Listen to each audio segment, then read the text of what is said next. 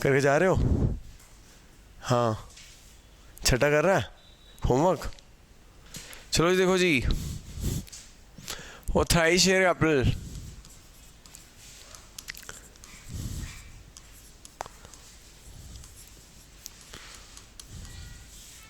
Authorise capital क्या होता है? जो maximum capital company can issue, maximum capital company can issue during the life time of the company.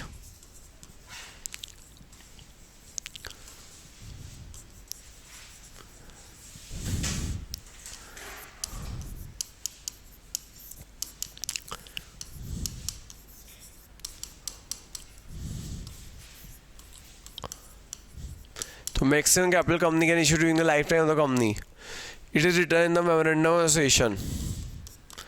ये कहाँ लिखा होता है भैया? मेमोरेंडम ऑफ एसोसिएशन में लिखा होता है। It is written in the memorandum of association.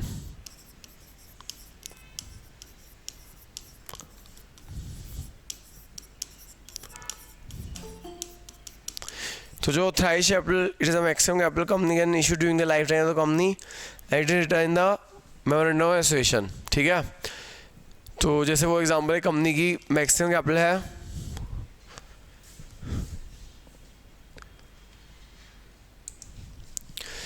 ठीक है जी। ऑथराइज शेयर कैपिटल क्या होती है? Maximum capital company can issue during the life time of the company, it is written in the memorandum of association.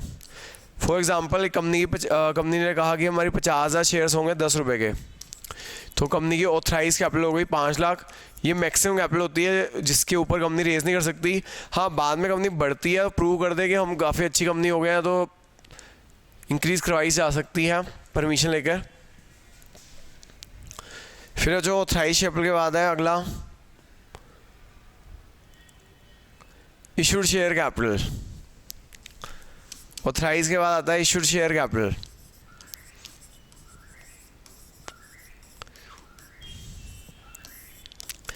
Issued share capital क्या होता है?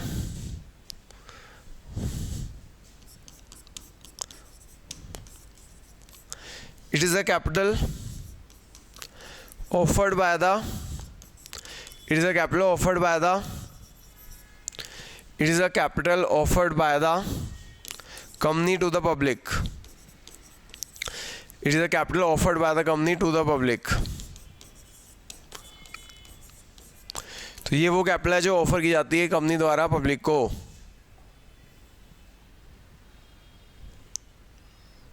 जैसे for example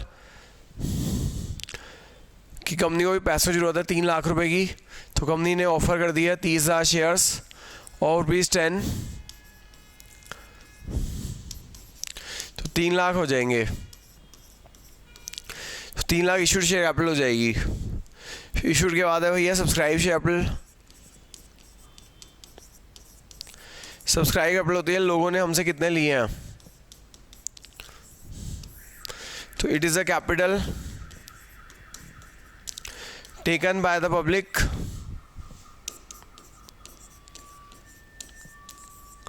from company.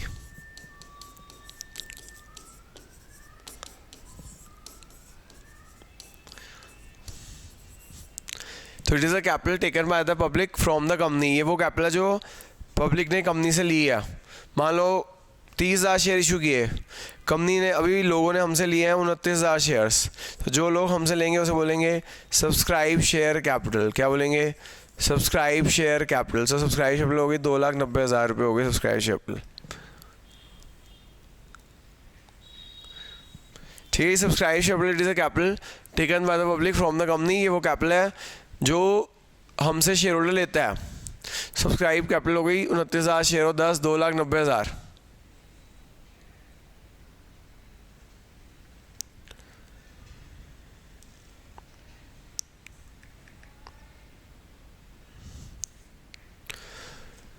Subscribe के बाद है जो called up capital.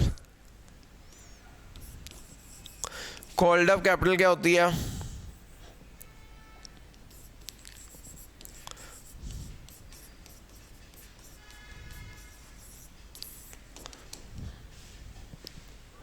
It is a capital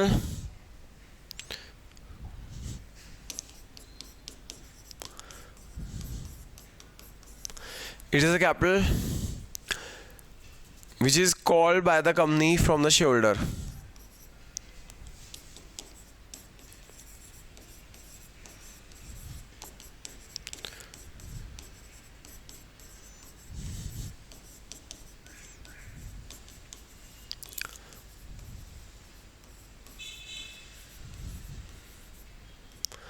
ये वो कैपिटल है जो कॉल की जाती है कंपनी द्वारा से शेयर से। मान लो 10 रुपये शेयर है, अभी कंपनी ने मंगवाए हैं 8 रुपये, 29,000 शेयर्स हैं, 10 रुपये का शेयर है और ₹10। अभी कंपनी ने 8 रुपये मंगवाए हैं तो 8 रुपये कॉल्ड अप हो जाएगा। तो 10 रुपये का शेयर है, कंपनी ने अभी 8 रुपये मंगवाए हैं तो कॉल्ड अप 8 रुपये हो जाएगा।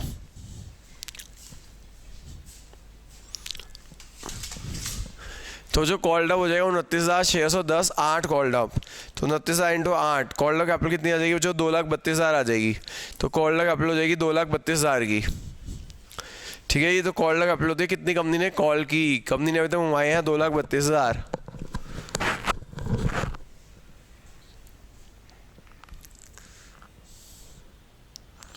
फिर आ जाओ सब्सक्राइब शेयर कैपिटल पे। उसके बाद पेड अप पे। पेड होती है लोगों ने हमें कितने दिए हैं, paid up share capital.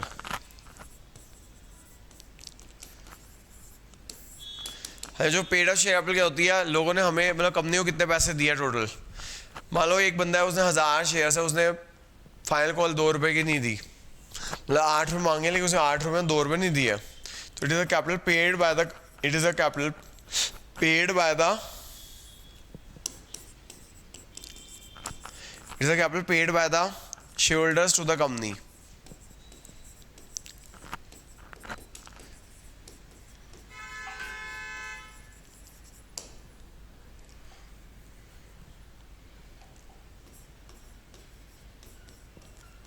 For example ये एक शेयर होल्डर है,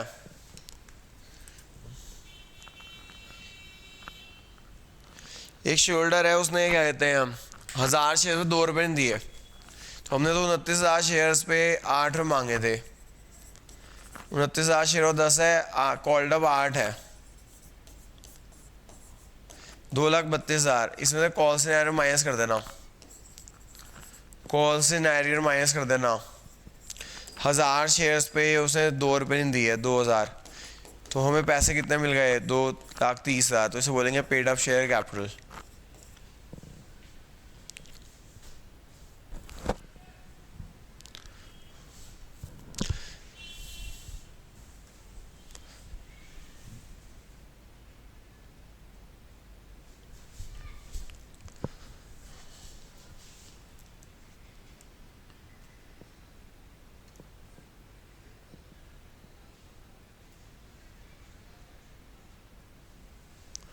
है जो आगे देखिएगा,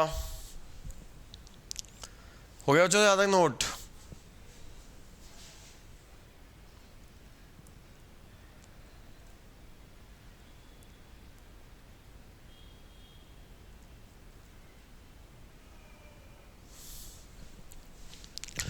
अगला देखो जी, full subscription.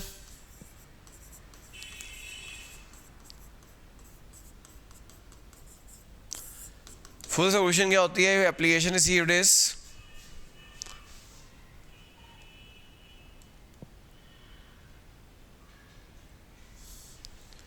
full solution if the application received is equal to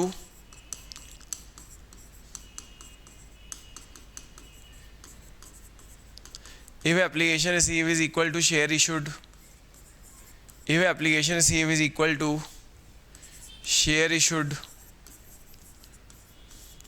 it is called full solution.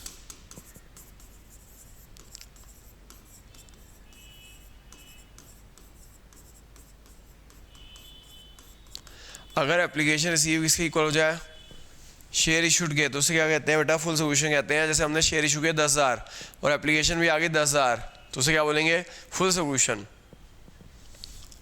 For example application receive हुई है 10,000 की,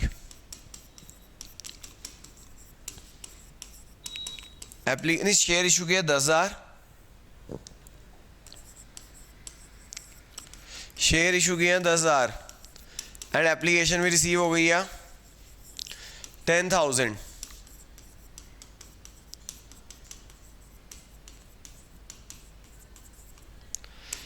it is called full substitution.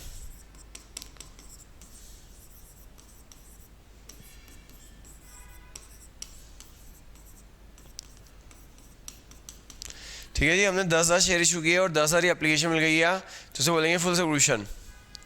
इसी तरह जो एक होता है under substitution.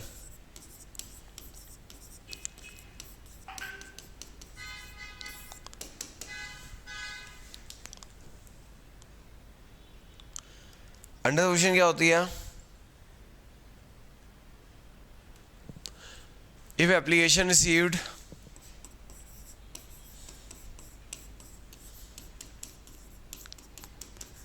is less than, if application received is less than share issued,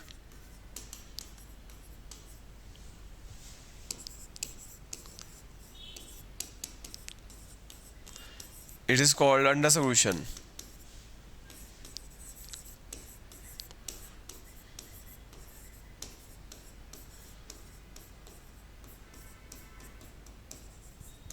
If application received is less than share issued, it is called under solution. For example,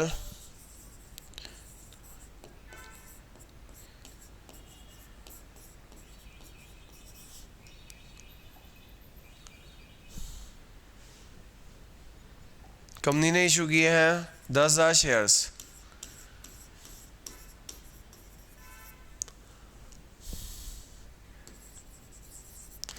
application receive हुई है 9,000 shares की, तो इसे कहेंगे जो under solution.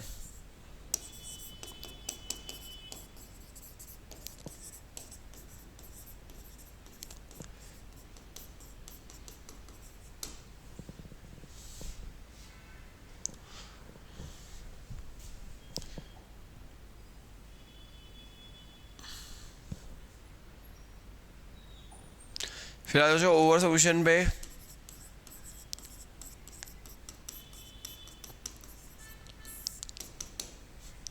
Over solution क्या होती है? The application received is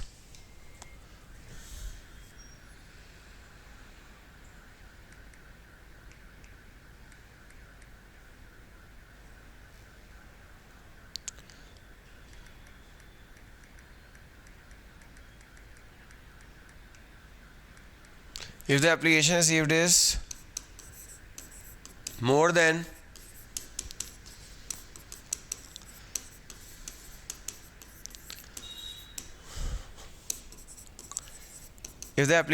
more than share issued, it is called over subscription of shares.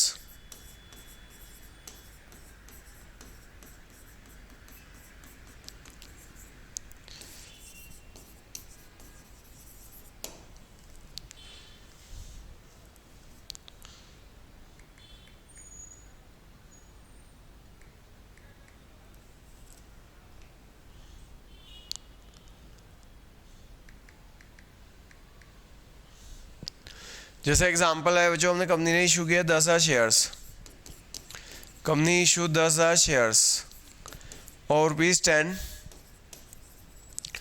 Application receive हो गई है 12,000 की।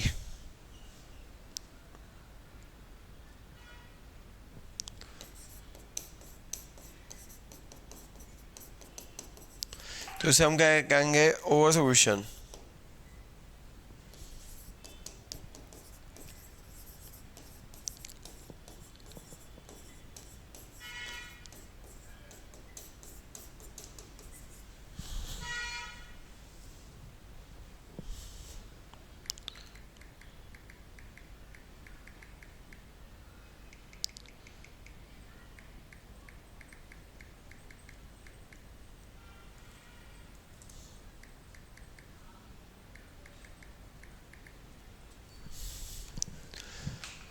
फिर जो पिछली क्लास में लिखवा दिया था how shares are allotted in case of over solution, तो इस पर भी ये भी आ सकता है how shares are allotted in case of over solution. और एक आता है question what is minimum solution. एक क्वेश्चन आ जाता है जो व्हाट इज मिनिमम सॉल्यूशन।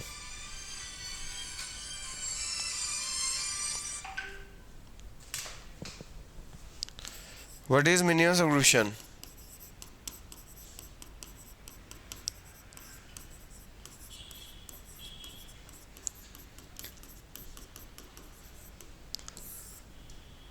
देखो जो मिनिमम सोल्यूशन कंपनीज एक्ट में लिखा हुआ है, according to companies act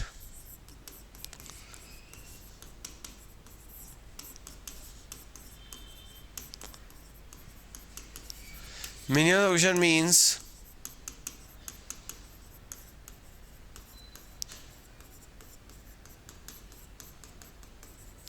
according to Companies Act, minimum solution means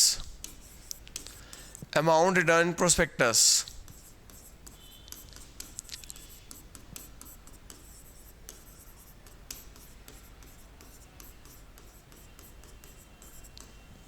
तो according to companies act minimum solution means amount return in prospectus, कि आपने जो प्रोस्पेक्टस में लिख दिया कि इतनी मिनिमम एप्लीकेशन आनी चाहिए, अगर मिनिमम इतनी एप्लीकेशन नहीं आई तो हम पैसे रिफंड कर देंगे। तो according to companies act minimum solution means amount return in prospectus if that application is not received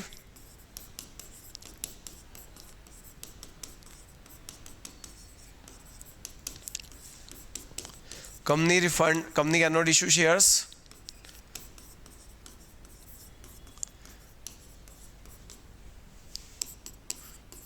company share issue नहीं कर सकती। The money is refunded to the applicants, the whole money is refunded to the applicants.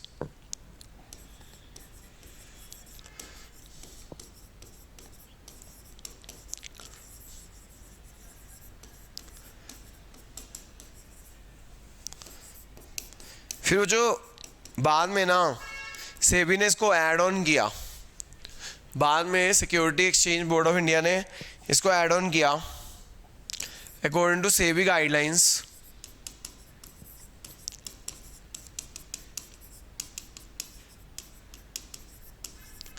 Minimum solution return prospectus must be, minimum solution return prospectus must B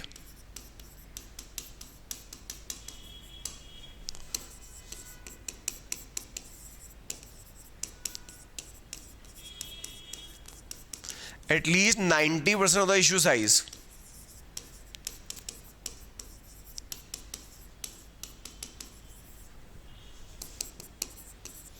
मतलब कि ना उन्होंने कहा कि अगर कंपनी शेयर इशू कर रही है 10,000, कंपनी इशू कर रही है 10,000, तो आपको कम से कम जो प्रोस्पेक्टस में मिनिमम सोल्यूशन लिखनी पड़ेगी ना, सेबी ने कहा 90% लिखनी पड़ेगी मिनिमम, यही 9,000 तो मिनिमम सोल्यूशन लिखनी पड़ेगी। आप चाहो तो इससे ज़्यादा लिख सकते हो, 9,000 से 10,000 लिख सकते हो। अगर आपने प्रोस्पेक्टस में 9,000 तो मिनिमम लिखनी पड़ेगी, अगर आप प्रोस्पेक्टस में इससे ज़्यादा लिख सकते हो, मान लो प्रोस्पेक्टस में 9,500 लिख दी तो 9,500 मिनिमम सोल्यूशन मानी जाएगी। अगर 9,800 लिख दी तो 9,800 मानी जाएगी, 10,000 लिख दी तो 10,000 मानी जाएगी। ठीक है, ये तो according to SEBI guideline minimum solution return in the prospectus must be at least 90%। उन्होंने ये कह दिया कि प्रोस्पेक्टस में जो मिनिमम सोल्यूशन लिखनी है वो कम से कम 90% होनी चाहिए। आप इससे ज़्यादा लिख सकते हो, कोई दिक्कत नहीं, लेकिन इससे कम नहीं लिख सकते। तो इसलिए बच्चों के माइंड में 90% घूमता रहता है मिनिमम सोल्यूशन में, वो ये भूल जाते हैं प्रोस्पेक्टस में जो लिखा, कंपनी कहता है प्रोस्पेक्टस में जो लिखा है। अब सेबी गाइडलाइन कहती है प्रोस्पेक्टस में मिनिमम 90% ज़्यादा कम नहीं लिख सकते, आप उससे ज़्यादा लिखोगे आप।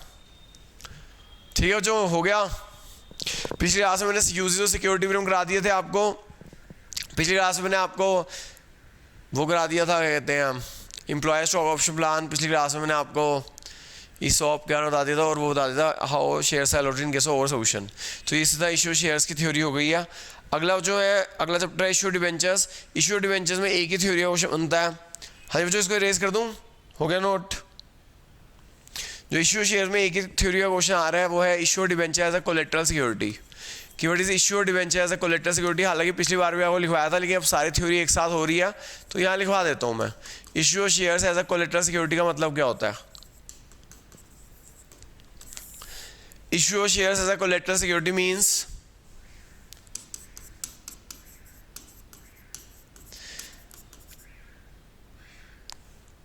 giving debentures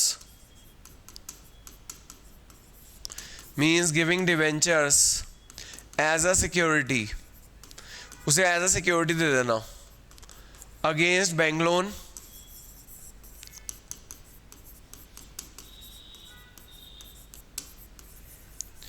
So it means giving debenture as a security against bank loan. If company is not able to pay bank loan,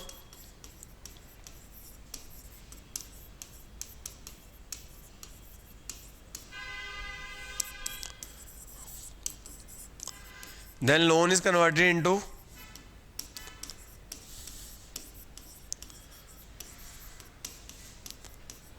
into debentures.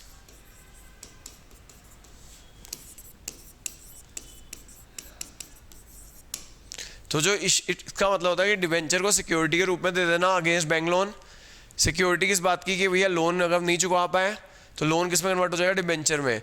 अब क्या होता है, जो डिबेंचर फ्लोटिंग चार्ज होता है, कोई भी एसेट बेच के पैसे रिकवर कराए जा सकते हैं कि अगर हम लोन ना चुका पाए, अगर कंपनी लोन ना चुका पाए तो लोन कन्वर्ट हो जाएगा डिबेंचर, और डिबेंचर के अगर पैसे नहीं चुका पाओगे उनका राइट होता है कोई भी एसेट बेच के पैसे रिकवर हो सकते हैं। कोई भी एसेट बेच के आपके पास राइट पैसे रिकवर हो सकते हैं, इसलिए इसे सबसे सिक्योर माना जाता है। ठीक है जी। तो ये जो थ्योरी का क्वेश्चन है डिबेंचर इशू है कोलेटरल सिक्योरिटी, बहुत बार आया हुआ है। तो मैंने इसका इशू शेयर इशू डिबेंचर की थ्योरी करा दिया। अब आ जाइए आप, पहली बुक में मैंने आपको फंडामेंटल की पूरी थ्योरी करा दी थी, रिकॉन्स्टिट्यूशन करा दिया था। अब आ जाओ बुक 3 में। बुक 3 में तो चैप्टर 1 है, चैप्टर 1 बैलेंस शीट है और प्रॉफिट लॉस है, वो मैं अच्छी तरह करा चुका हूँ, हेडिंग सब हेडिंग, तो उसकी वो तो थ्योरी में अलग से ही उसकी क्लास दे चुका हूँ। चैप्टर 2 है एक, जो 1 नंबर का बस आता है, उसकी वेले मैंने आपको पिछली क्लास में वीडियो भेज दी थी, प्लीज़ वो लिंक भेजा था गूगल ड्राइव का, वो जो 40 मिनट की है उससे सुनकर जरा नोट्स बना लो। ठीक है जी। तो चैप्टर 1 मैंने करा दिया, चैप्टर 2 की मैंने वो वीडियो भेज दिया, प्लीज़ वो देख लेना, बहुत थ्योरी का चैप्टर है, लेकिन करना जरूरी है, 1 नंबर का क्वेश्चन आता है उसमें से। अब मैं बता रहा हूँ कैश फ्लो कराते हुए, कैश फ्लो की थ्योरी कराई थी मैंने आपको, लेकिन फिर भी मैं यहाँ पे करा देता हूँ कैश फ्लो की दोबारा से थ्योरी, कैश फ्लो स्टेटमेंट की थ्योरी दोबारा से करा देता हूँ मैं आपको। एक क्लास वो लगेगी जी, कल या परसों की क्लास, थ्योरी खत्म, उसके बाद स्पेशल असाइनमेंट शुरू हो जाएंगे। कैश फ्लो स्टेटमेंट क्या होती है बच्चों? It is cash flow, what is cash flow statement? It is a statement which shows cash inflows and cash, it is a statement which shows cash inflows and cash outflows. It is a statement which shows cash inflows and cash outflows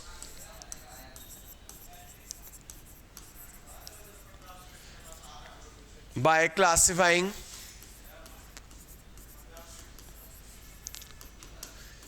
the business activity into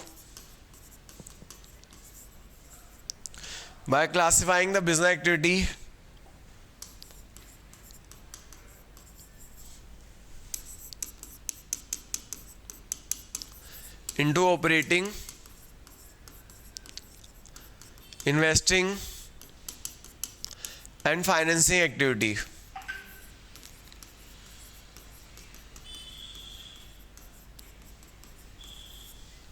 तो जो cash flow statement एक ऐसी statement है जो हमें बताती है कहाँ से कैश आएगा और कहाँ से कैश जाएगा, by classifying the business activity into operating, investing and financing activity.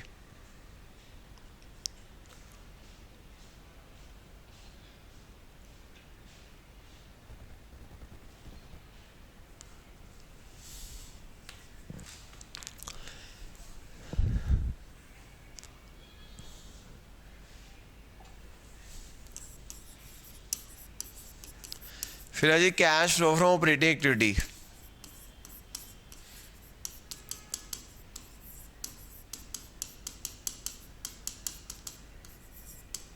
Cash flow operating activity क्या होता है? जो cash inflows and cash outflows, cash आना और कैश जाना, कैश आना और कैश जाना किस चीज़ से? Cash inflows and cash outflows from principal revenue generating activity, principal revenue generating activity, principal revenue generating activity, जिस चीज़ का आपका काम है बच्चों, principal revenue generating activity which is neither investing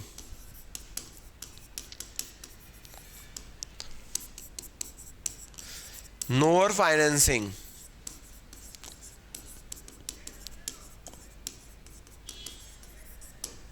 ठीक है जी। तो cash from operating activity, cash आना और कैश जाना from principal revenue generating activity which is neither investing nor financing.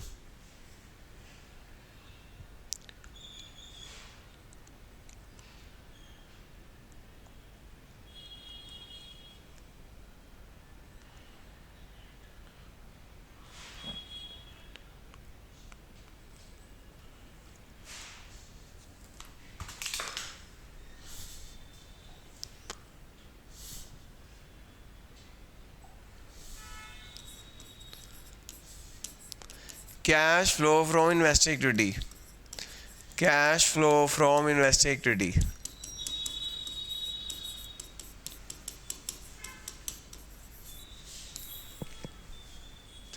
ये क्या होता है जी? कैश आना और कैश जाना, cash inflows and cash outflows, cash inflows and cash outflows from purchase and sale, from purchase and sale of fixed assets, of fixed asset and investment,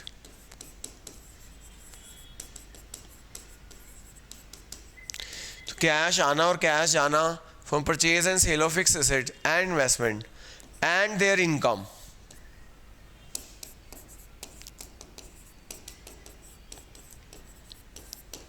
तो cash आना और कैश जाना from purchase and sale of fixed assets and investment and their income। ठीक है, जो investing activity क्या होती है? कैश आना और कैश जाना from purchase and sale of fixed assets and investment, fixed asset और इन्वेस्टमेंट, और उससे होने वाली इनकम।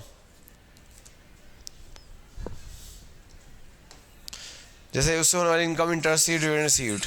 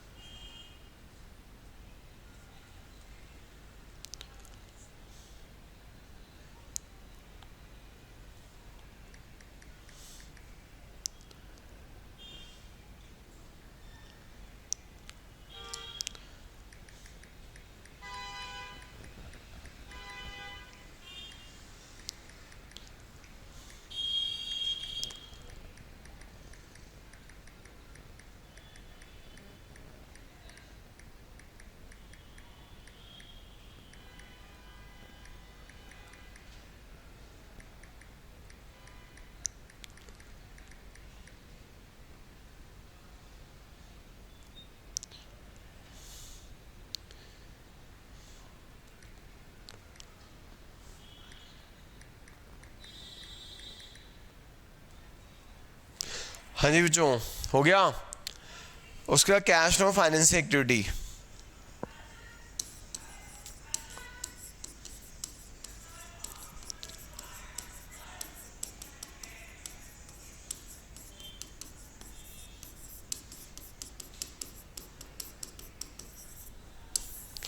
कैश आना और कैश जाना, cash inflows and cash outflows from capital and डेब्ट, फ्रॉम कैपिटल एंड डेब्ट एंड देयर फाइनेंसिंग कॉस्ट।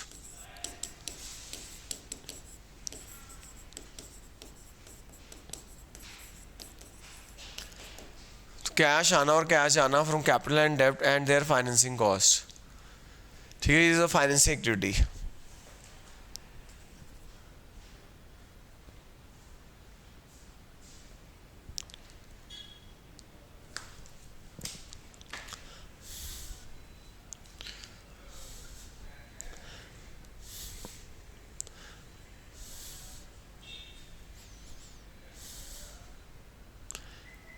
हाँ, जो हो गया नोट।